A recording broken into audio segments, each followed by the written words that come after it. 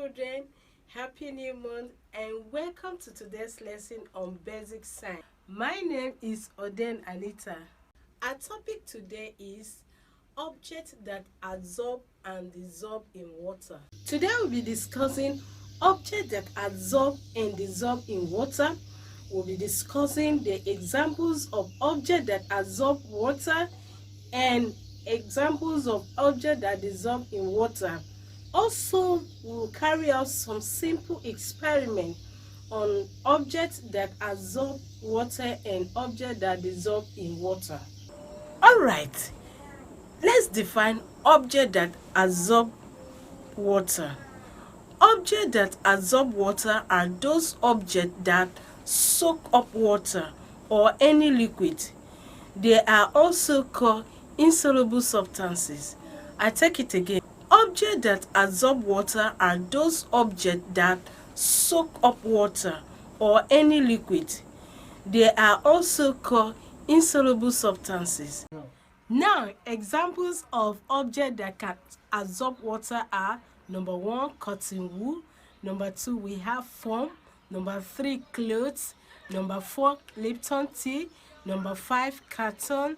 We also have number 6, books; number 7, sawdust; number 8, firewood; number 9, tissue paper; number 10, bread, and so on and so forth. I take it again.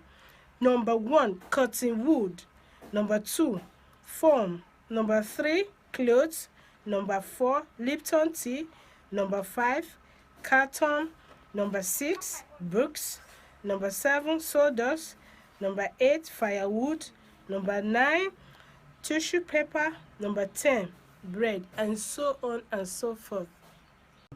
Now, let's discuss objects that dissolve in water. What are objects that dissolve in water? Objects that dissolve in water are objects that melt in water. They are also called soluble substances. I take it again. Objects that dissolve in water are objects that melt in water. They are also called soluble substances. Now, examples of objects that can dissolve in water. Number 1, sugar; number 2, salt; number 3, Maggi; number 4, powdered milk. We also have number 5, Milo; number 6, coffee; number 7, Ovaltine; number 8, custard; number 9, soap; number 10, biscuits. I take it again. Number 1, sugar; number 2, salt; number 3, Maggi; number 4, powdered milk; number 5, Milo; number 6, coffee; number 7, Ovaltine; number 8, custard; number 9, soap; number 10, biscuits, and so on and so forth. Now, this is a simple experiment to demonstrate objects that absorb water and objects that dissolve in water. These are objects that absorb water, and these are the objects that dissolve in water. I'm going to pour out a little water, and then this is my cotton wool. This is called what? Cotton wool. I will dip it inside my water. Have you seen? It absorbs water, and when I squeeze out, it remains itself as cotton wool. Also, the same thing with this. This is my foam. Also, it will absorb the water by soaking up the water, and when I squeeze it up, the water still come out and it still remains the foam. The same thing with the toilet paper. So we'll move on to our next experiment. Okay, we'll move to our object that can dissolve in water. This is my salt, this is sugar, this is soap, this is Ovaltine, this is my sachet powdered milk. They are all absorbent. They melt in water. Now I pour out my little water again. Then I get my salt. Have you seen? Children, have you seen my salt? When I turn it inside this water, can you see it again?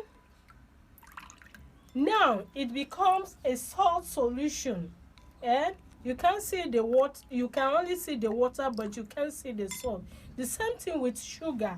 If I put my sugar cube here, excuse me, it will melt into the water gradually. Have you seen? It's melting gradually. Now it has turned to a solution. This is our experiment for today. Alright, children, we have been able to discuss and define objects that absorb and dissolve in water, the examples of objects that absorb water, and examples of objects that dissolve in water, and simple experiment to demonstrate objects that absorb and objects that dissolve in water. Okay, now your homework.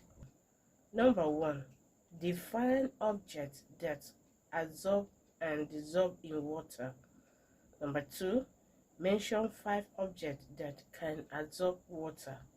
Now we have come to the end of today's lesson. I hope you enjoyed it. See you. Bye.